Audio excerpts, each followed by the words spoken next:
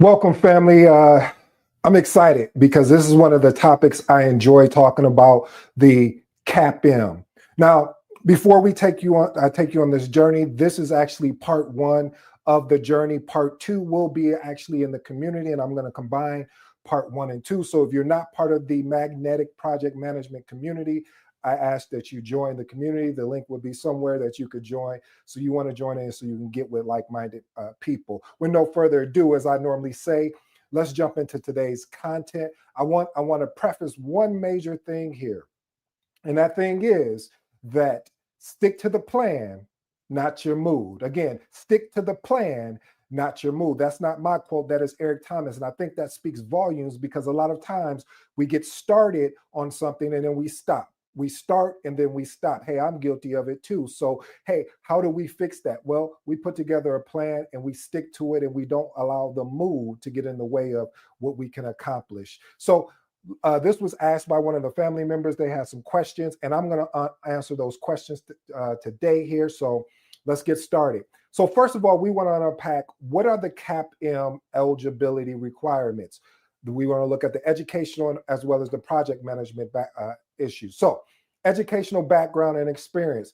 Option one is educational requirements. You have to have a high school diploma or a GED or global equivalent. Project management experience, none is required. This is why I always recommend, if you're going to get into this thing that I love, that I hope you fall in love with, called project management, I would say start here. This is the stepping stone. When you're going through the studying process, this is going to give you I like this, family, a look into the window to see if this is viable for you. Okay, you don't like that? Let me remix it. This is going to give you an opportunity to understand if this is going to be a fit for you and if you got the right size to fit into that shoe. So the project management training hours, you need to have 23 hours of project management educated completed before taking the exam. And I'm going to unpack that as well. Let's move on to the price tag. Now, currently as this video of 2025, today's episode, I want to let you know that the CAPM exam, if you are a member, is $225. Now, if you are a non-member of the PMI, then it is $300. But I got something for you. Just a food for thought. You got to do the dishes though. So if you get the PMI membership, again, currently as the making of this episode, it is $159 per year. It's worth it. The actual exam is not the PMP, but the CAPM is $225 and the CAPM exam is $300, like we talked about, if you have the membership fee. But check this. If you go ahead and make that investment for $91, you will actually save money on the actual long term of the exam, not the PMP, but on the long term of the CAPM exam. All right, let's talk about the CAPM examination information. Let's break down from a very high level what you can expect when you get ready to sit down and actually pass this test. You see how I'm speaking into existence for you? Because I believe if you take the time to study this material, study other materials that's in place, you will have an opportunity to have success. It's going to require something of you. It's going to require dedication, hard work, and making sacrifices that normally you probably wouldn't have to make. So get ready. Let's unpack this. So there are 135 scored questions, and then there's 15 pre-test questions. You're allowed at 3 hours to actually take this exam. Now, these are based off the PMBOK 7. Matter of fact, hold that thought. Let me grab my PMBOK.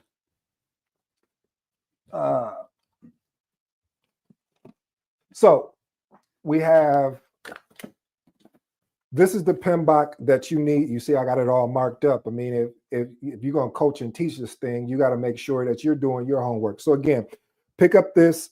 If you don't have it, you can order it at Amazon. But if you become a member, I don't know if they give you a discount on it, but check this out. You can, like I said, you can pick it up on Amazon. Now, if you were taking the PMP, even though we're not talking about this will be based on this book, which is the PMBOK 6. Okay, I'll put these materials down. Now, with that being the case, there are 8 domains with 12 key principles for project management. All right, let's look at the task distribution across domains. We're going to break it down again from a very high level. So you have the project management fundamentals and core concept. There's five tasks in there. The percentage is 36. Now you're thinking, I know you, I have a smart and intelligent audience.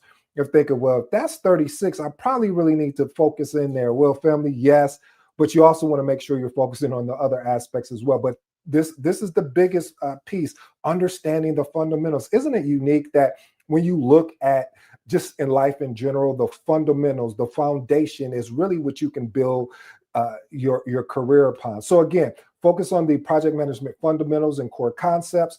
Number two, predictive and plan-based. Predictive is what we call more of a waterfall, meaning you're planning all of this up front. You're creating the actual scope up front. So what this allows you to do is more of a watch this, more of a deep dive when it comes to planning out the scope, and you create your huge project management plan, your schedule, etc. But then you have agile frameworks and methodologies. So agile, when you think about agile, you think about Scrum, you think about Kanban, you think about they even added XP and things of that nature. But that's 5 tasks. And let me go back to predictive. That's 3 tasks. So 3 tasks at 17% and 5 tasks for 20%. Then you have business analysis and frameworks. That is the number of tasks is 6, and that's 27%. So family, when you look at that and you add these together, you got a total of 19 tasks that you need to be focusing on. Now, do you need a PMBOK guide for this? Yes. It's very crucial that you grasp the fundamentals. And again, just for your edification, again, pick up the PMBOK 7 PMBOK guide. And you need this because it aligns with the exam. Of course, you need the content outline. So I'll drop a link somewhere for you so you can actually click on the link to go to PMI and get the content outline, because that is also really what the exam is going to be based on, is the content outline. The PMBOK is the reference guide that you're going to leverage to help you unpack the content outline. Now, actionable tip here. You can purchase the PMBOK Guide 7 edition through PMI membership. Review chapters on performance domains like stakeholder engagement, team performance, and project work delivery. Summarize each domain in your own words. The reason why this is key, I even got another actionable tip. Besides just summarize it in your own words, see if you can explain it to somebody. This is going to help you really regurgitate the information at a better level, at a higher level, and then having the ability to go from really a detailed, then going back up to a high level, if that makes sense. I hope that makes sense. So what I'm basically saying is talk to somebody that's not familiar with project management and ask them and explain to them what a project charter is, what is a stakeholder register, but explain it in a way that they can comprehend what the discussion is. Why the new PMBOK guide? Well, the 7th edition really focuses on value delivery and tailoring and adaptability. One of the things that PMI, which I give them definitely a hand clap for that. They were paying attention to organizations in the industry as a whole, where there was a lot of shifts going on. You will watch and see how projects were being led, not from more of a predictive, but more from leading with an agile mindset, whether we were leveraging a Scrum or a Kanban type board or any other different agile types regarding agile. So look at that particular piece, because again, one of the things you have to understand, you understand the agile piece. Also hybrid, that means I could be running a predictive approach, meaning I'm planning up things, but I may take a more of a Scrum approach where I may have all of these items that I need to work. I may take those items and create what they call a product backlog. And this product backlog, then I can go from the product backlog and then move it into a sprint. And this is where we're in our sprint planning. And this allows me to really time box. So Scrum is more about time box. And like I said, I will do a deeper dive on that on a later date, because it's basically I'm creating 2 of these type of presentations because I really want to help you guys, but it will be on the community and I'm gonna combine everything together for you. So my actionable tip: focus on value delivery principles and study how project outcomes impact stakeholders. Practice identifying scenarios where tailoring project management practices is necessary. What should you get from the PMBOK guide? Well, at a very high level, we have to understand principles. The PMBOK guide, again, project management body of knowledge, is about grasping the logic behind project management principles and how they drive project success. Here's my actionable tip. Focus on delivery value. When you think about the first principle in the Agile Manifesto, it talks about providing value, our highest priority. It didn't say our second priority or our third priority. It said our highest priority is to ensure that we're delivering value to the customer. So emphasize on stakeholder collaboration and create a mind map to connect these principles with the real world outcome. As you can see, based off the picture here, that's a mind map. You want to be able to expand on it and then have the ability to distill it down. Just like I said, talk to somebody that is not familiar with project management. This is going to help you understand it even better as well. All right, does a PMBOK guide replace a coach? Well, I'm a coach, so I'm going to answer this, and I'm so glad this question was asked. So you need a coach. If you try to go at this alone, it's going to be challenging, because what a coach does is they hold you accountable. What a coach does is really help you find those gaps that you may be struggling with, that you may not even be familiar with. So a coach really provides personal insights and guidance. Now, there are self courses out there, but those courses are good as well, which will help you understand that. But one of the things you want to focus on is making sure you stay focused. Here's my actionable tip to make sense of the material. So hiring a coach or joining the magnetic project management community to help you receive tailored feedback and exam strategy. It's more than just getting your CAPM. Okay, so now you got your CAPM. What are you going to do now?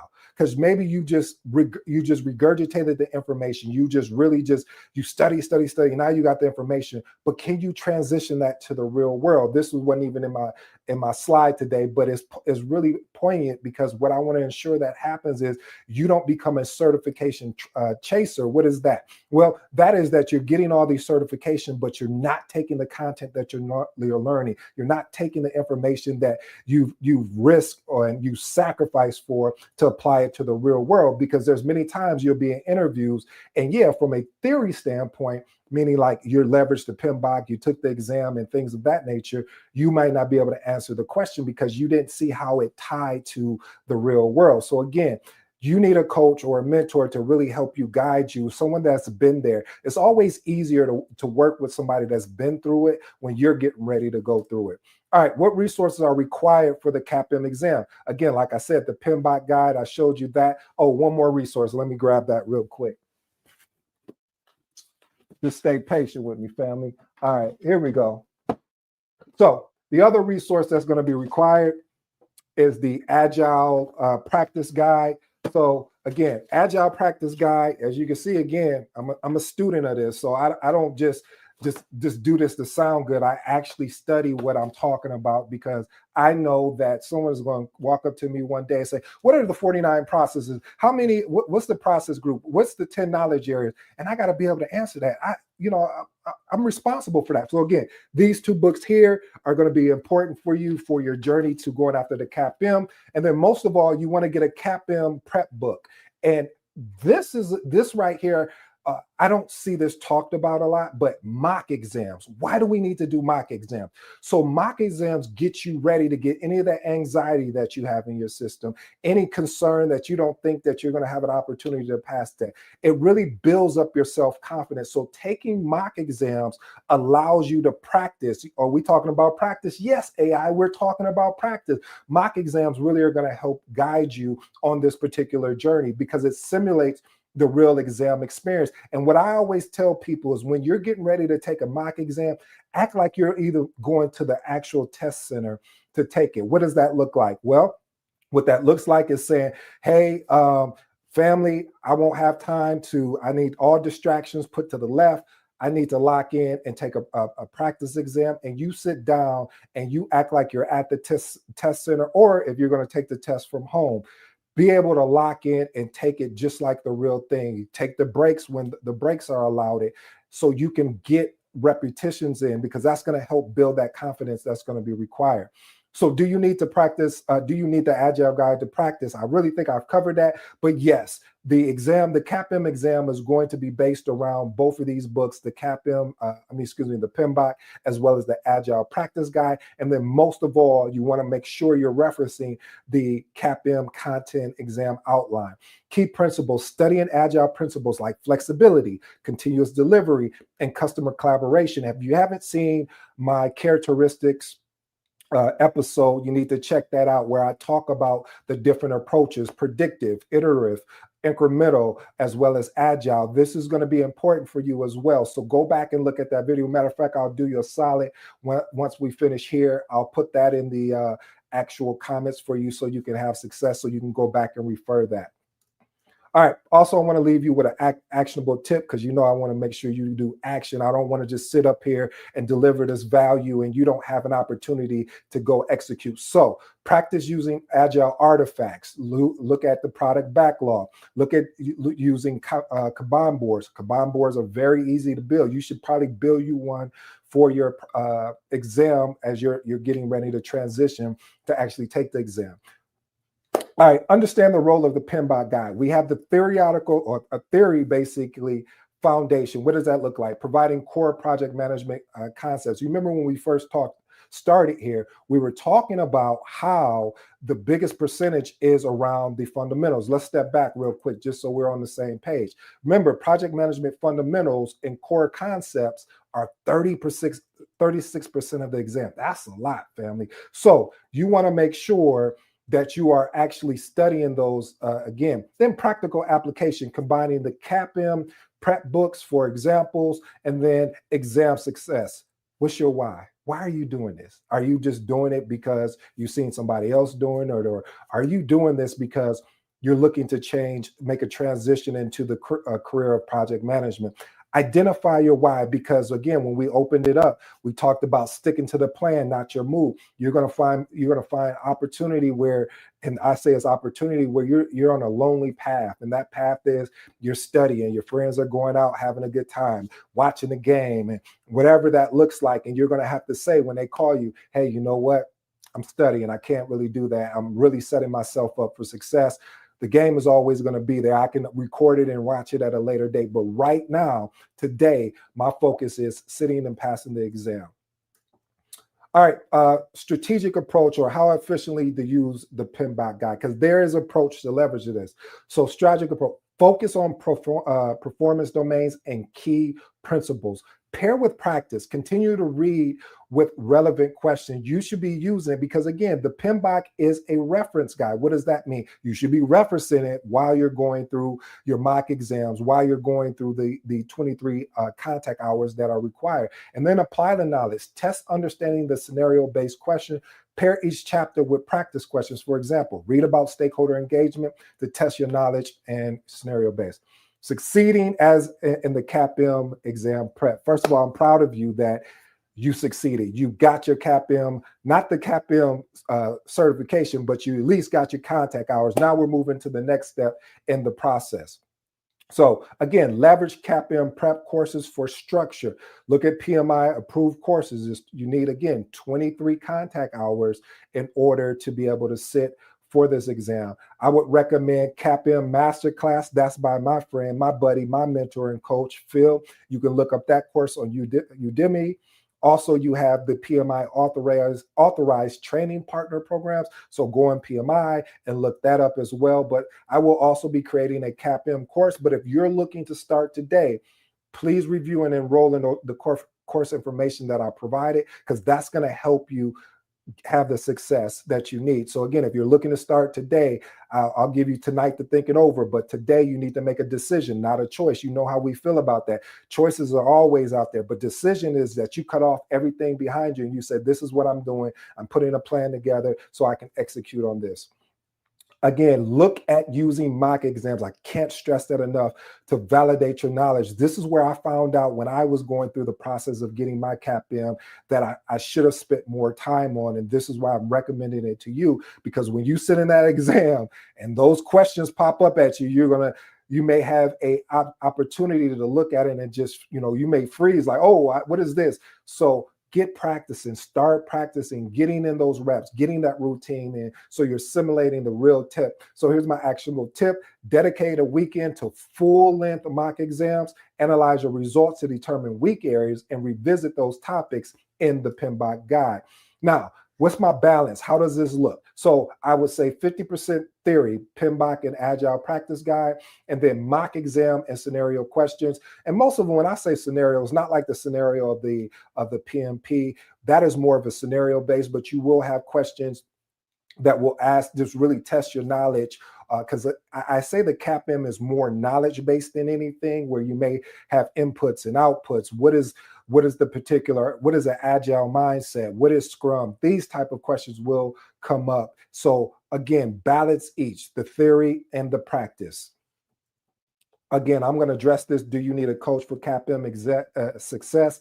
Absolutely, 100% yes.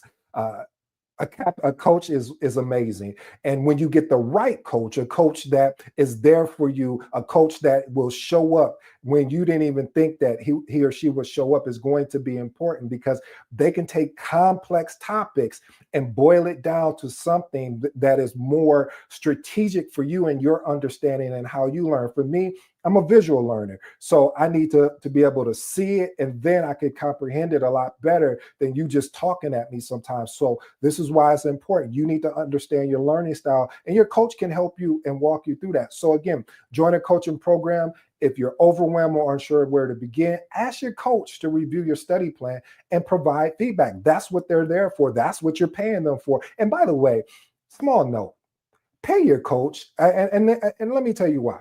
Because this is going to help you when you're going through the CAPM, and you want to make sure that you have somebody that is really giving you the value that you need. And so if they're giving their time, their time should be valued.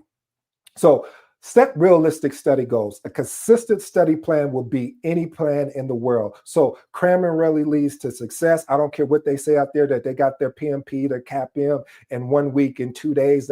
Hey, that's good for them. But what did they learn? If I went to them and I started asking them questions, will they be able to tell me what they learned? Or was it more of a certification chase, meaning I'm going to get this so I can put it on my resume to get a different job? But if you work with me, I'm going to make sure that you not only just get the certification, you have to understand how to apply it in the real world, because that's the reason why you should be getting it, so you can see how you can apply it to the real world. So when you're sitting in that interview and they ask you a question, you should be able to articulate yourself in a way that makes sense of why they should bring you on board. Use planning tools, Trello, Notion, even Microsoft. They have a Microsoft planner that is free. If you don't got any of those tools, you don't need that. Get you a notebook. You can go to the dollar store, get your notebook, and write out your plan, because you need to hold yourself accountable, and your coach is going to hold you accountable.